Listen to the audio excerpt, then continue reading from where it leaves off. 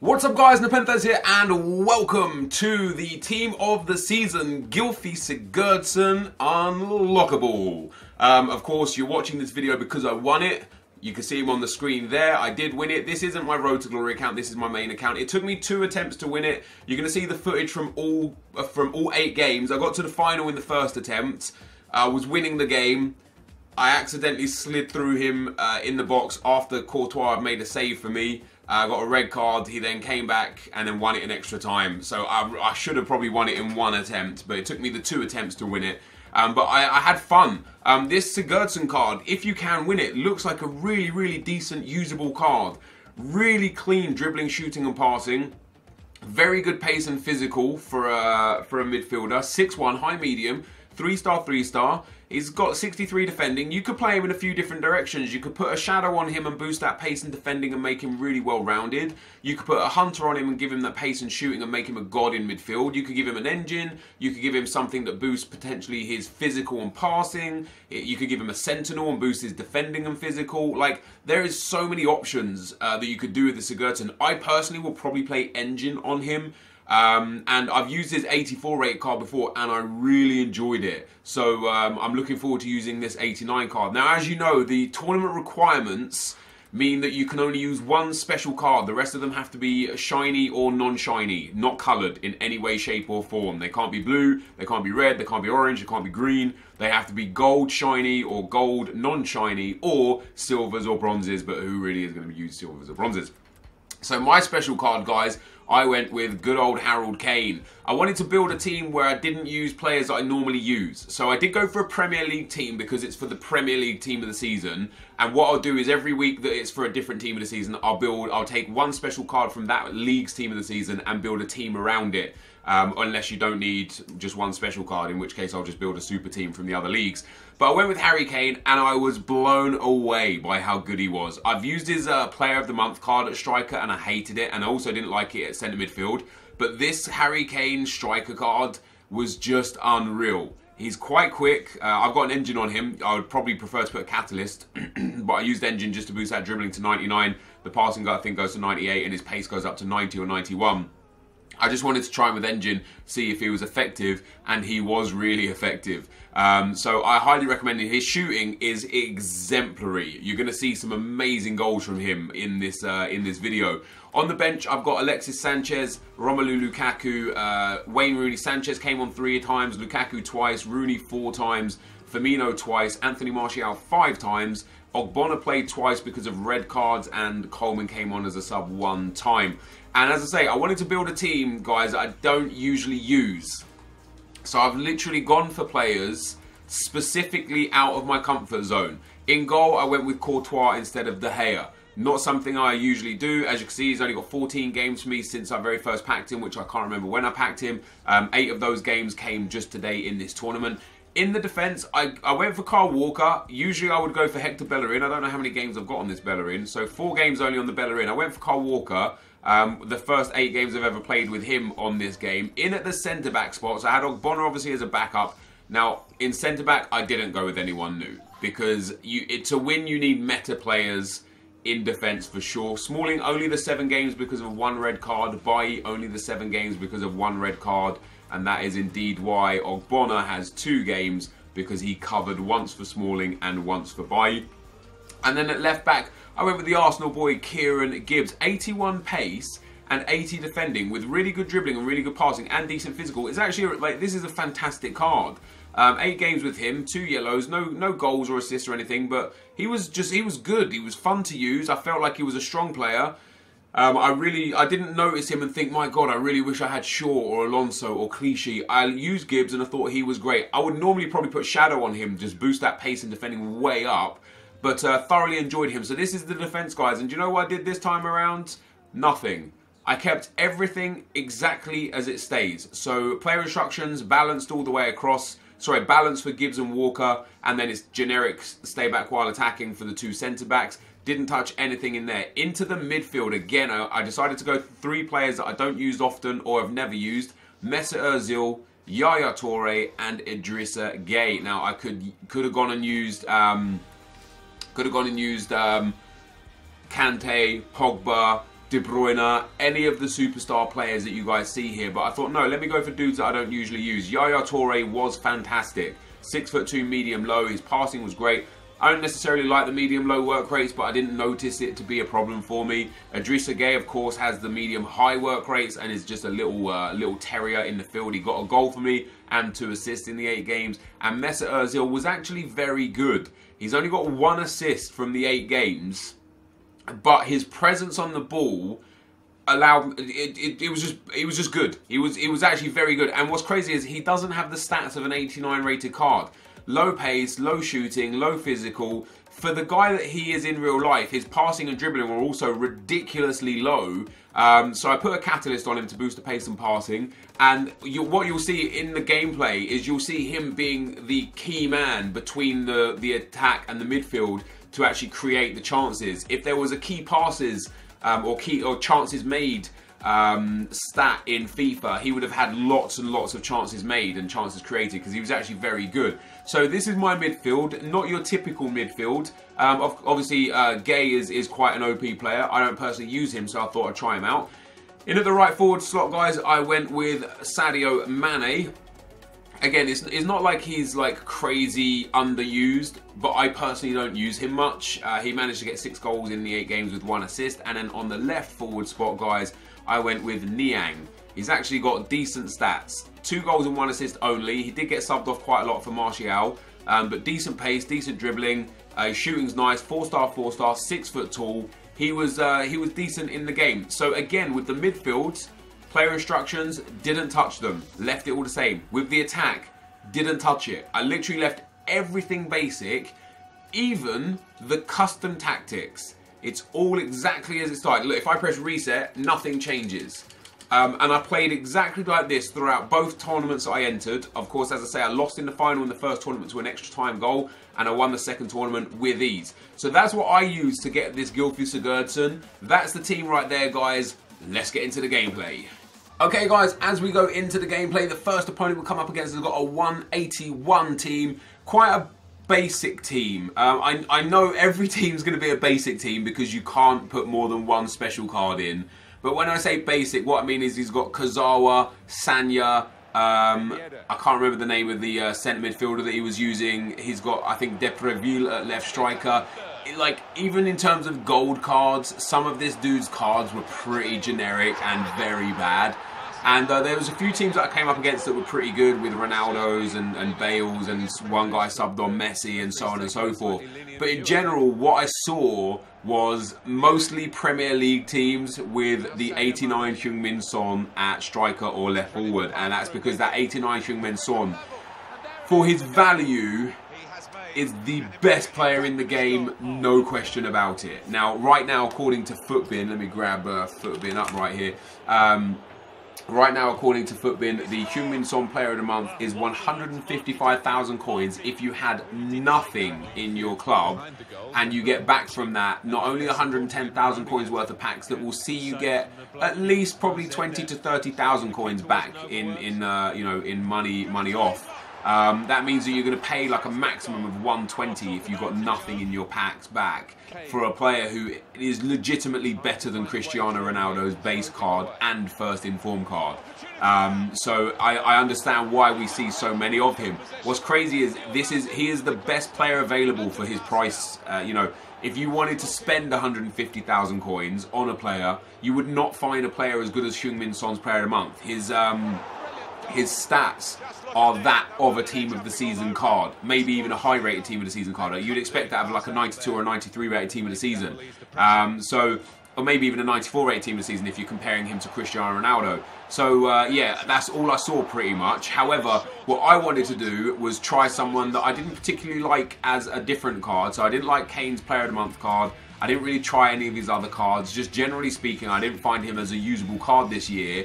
But a lot of my viewers and followers, a lot of you guys, have loved Harry Kane. Even his Player of the Month card. I've seen so many of you guys show me your records with him, and you've got like 100 games and 130 goals and stuff, that I thought, you know what, let me try his team of the season at striker. I could have used the Player of the Month Son myself. decided against it, and I'm really happy that I did decide against it, because Harry Kane's team of the season genuinely carried me through these tournaments. And now, as I said earlier on in the video, I played 2 tournaments altogether. I got to the final in this first tournament and lost in extra time, just through my own stupidity, just a mistake. I'll show you the red card. Courtois had the ball. I then went and fouled him, gave away the penalty, and then, you know, I was playing with 10 men for the rest of the game against a solid opponent. It didn't make it easy for me. And then the second time around, I ended up scoring enough goals to win the final in very regular time. But my players in general, Harry Kane did score a few penalties here. He got 14 goals in 8 games. I think he got 4 penalties altogether, so 10 goals outside of those penalties. But Mane as well, his base card. Now, Mane is someone I've had a kind of a hate-love relationship with. I've tried him sometimes and I just absolutely love him. I've tried his informs. I've got his red inform from Foot Champions. I've tried his ones to watch card, and I enjoyed it for a few games, but then I just realised that he's sometimes terrible. But the 82 Mane here that I've been using was really good. It just seemed to be on point all the time, and I don't understand why this card seemingly is better than any particular other card. But that's how it genuinely seems to be. I'm yet to try a team of the season. I'm going to wait for it to come down in price before I do so. But into the semi-final, we come up against another Heung-min Son there. This guy's got a couple of loanees, but one of them is De Bruyne, one of them is Mahrez. He's got Feghouli in the team as well. It's actually quite a nice team. Obviously, Smalling, Bailly, Butland, Bellerin, Idrissa Gueye. It's your, you know, Anthony Martial, the Heung-min Son. It's your just traditional, typical Premier League team, realistically. But I started off very well here. Mane into Harry Kane. Harry Kane plays out wide to Walker, who chips it back in. And there was Harry Kane to nod that one home. And that was actually the only goal of the game. 1-0 in this game. Now, I've got some in-game stats and some information regarding Sigurdsson's Team of the Season card. So, Foothead, Footwiz and Footbin don't have his stats up yet. So this is from a user on Reddit that uploaded his in-game stats. So I appreciate those of you in the community doing the good work. And the most notable things that I like about him is he's got 92 stamina, which is obviously a massive upgrade to his regular card. He's got 78 strength, 86 reactions, 82 jumping, 81 agility, which is nice. His balance is only 69, but I think his balance is quite low because he's a tall player. Like, EA just seem to think if you're tall, you don't have good balance. You look at anyone that's up there, Ibra, Ronaldo, Costa, they all have like quite traditionally low balance. His vision and his positioning are very high. His composure as well is 80, which might be why I've thoroughly enjoyed his base card and his first inform throughout this year. I used his base card in the first couple of weekend leagues way back at the start of the FIFA, and then when I got his 84 rated inform in a pack, I used that for a while as well until I eventually sold it, and I thought it was very good. So his 80 composure could be quite good. In terms of like his ball control and stuff, you know, he's high 80s or 90s everywhere. 92 ball control, 88 crossing, 94 curve, 88 dribbling, 91 finishing. This is the final the first time around, by the way, guys. Good goal there from Mane. 71 heading accuracy, 82 long pass, 93 long shots, 65 marking, of course, 89 penalties, 91 short pass, and 92 shot power. If we look at his acceleration and sprint speed, 76 sprint speed and 73 acceleration, so he has obviously the 74, 75 pace. So with a pace attributes card, you'd be in good shape. Now this is where I gave up the game. I defended it quite well. He got in with Dembele. Courtois came to defeat Dembele and saved it. I slid in with Yaya Toure, red card, penalty, and of course in the 60th minute he put the penalty in the back of the net. And then lo and behold went on to extra time. You'll see the match stats at the end as well. It was actually quite an even match all the way through until the end of the game, and when I conceded the goal, which was unfortunate. But the most impressive thing about Sigurdsson, guys, is actually his traits and specialities. Now, one of them is taken from the in-game stats. It's either the specialities that are made up of certain stats or the traits that are made up of certain stats. But he has playmaker, distance shooter, crosser, free kick specialist, clinical finisher, and complete midfielder in his speciality section. And then he has long shot taker, corner specialist, which could be huge for those near post corners, and takes finesse free kicks in his traits. So his traits are very good, his specialities are very good, and in general he actually looks like a beast. If you can win him, I think he'll be in a lot of people's teams. And the best thing about him is you get 20 attempts to win him. In this current tournament, you get 10 attempts. You're only allowed 1 special card. The rest have to be base common or base rare. And then on Wednesday, when this tournament runs out, look at that finish from Harry Kane as well. Honestly, he was just ridiculous. On Wednesday, when this tournament runs out, you get 10 more attempts that has no requirements. So if you guys are sitting there like, man, I don't want to overpay for these base gold cards to try now, and you know you've got a good chance of winning in 10 attempts, maybe wait until Wednesday. But for those of you that struggle often to win the daily knockout, you've got 20 attempts to not only win the Gylfi Sigurdsson card, but also to get yourself into the weekend league. In fact, a lot of you might be in the weekend league this coming weekend, because EA have given free entry to anyone that's amassed 35 wins over the course of FIFA in the daily knockout tournament, but has never won it. So if you've never won the daily knockout, and you've won more than 35 games in the daily knockout across the year, you actually have entry into the weekend league. So it's going to be really intriguing to see what happens with the weekend league this weekend, see how many 40-0s extra there are, to see if someone like myself gains a few extra wins because the caliber of player is lower, or if matchmaking is as true as it should be and that I still finish on around the same sort of wins. It'll be very intriguing to see how that ends up. So into the second tournament run, guys, we've got an early rage quit in game 1. A nice 2-0 victory after just 20 minutes or so. And then into game 2, Harry Kane's left foot shot goes across face of goal. Keeper parries out. Mane was there to score it. And then I got really lucky to score that penalty. The keeper did dive the right way, but he kind of dived and fell backwards at the same time. The ball sort of fell into the back of the net. So 2-1, I went up. And then on the stroke of full time, pretty much, of course, my opponent is all out attack to try and get back into the game. There is a nice ball into Harry Kane and a beautiful finesse shot around the keeper. And I'm telling you guys, Harry Kane's finishing, as you would expect with a guy with 98 shooting, is just unbelievable. He didn't really miss a shot for me, unless it was like a bad shot because of me. Every like high opportunity shot that you would expect him to score, he did score. And then he also scored some that you didn't expect him to score, like that long shot in this game. So we move swiftly on into the semi-finals, guys, and into the semi-final come up against this team. Remy, Inform, Lucas, and again, a really interesting team. He's got like the meta players in defence and a couple of meta players in attack with Lucas and Martial, but Remy's not necessarily the best player. And then Tolisso, Kante and Rabiot. Tolisso's got well-rounded stats, but you would expect more out of this tournament. We end up getting a penalty. Again, another penalty for Harry Kane. As I said, I think he got 4. It might have been 5. And he ends up scoring the first goal for me just 10 minutes in, which was nice to get the nerves off my back. After I lost the first tournament in the final, I really was playing with like kind of... I don't know, just a chip on my shoulder. I was like, oh God, please don't let me lose again. Because if I lose again at the semi-final or final stage, you probably wouldn't be getting this video now because I wouldn't have had time to finish all the games, edit, render, upload, etc, etc. I end up giving away a penalty on myself in this game. The guy pulls it back to 2-1. But after he pulled it back to 2-1, I just kind of reasserted myself in this game. I got the third goal here. Carl Walker coming down the right-hand side. Easily evades 2 challenges. Just a little bit of just body movement, really. He finds Mane inside, and Mane is there, slots that one into the, well, not into the back of the net, into the keeper's hands, who parries it straight to the feet of Niang, and Niang makes it 3-1, and that is where this opponent kind of fell apart after that. You can see he's all out attack, he was sliding irrationally. I go through with Anthony Martial, he brings his keeper out, pass it across the goal, Mane is there again, slams that one into the back of the net to make it 4-1 after 79 minutes, and the goals didn't stop there. Just counter-attack after this. He was sliding in, trying to foul me, kept pumping his keeper out, and here he brought his keeper way out. Martial chips the keeper with his left peg in off the post. A beautiful goal to make it 5-1. And then finally, to go 6-1 up, we got a penalty in the 90th. We bring our goalkeeper up for this, and we hit him with the chip into the top left, well, kind of middle left corner. So Courtois gets his first goal for the club. Could have given that one to Harry Kane as well and got 15 goals instead of 14 goals in 8 games. But Courtois with a beautiful little dink. Keeper had no chance. So we move on into our second consecutive final here, guys.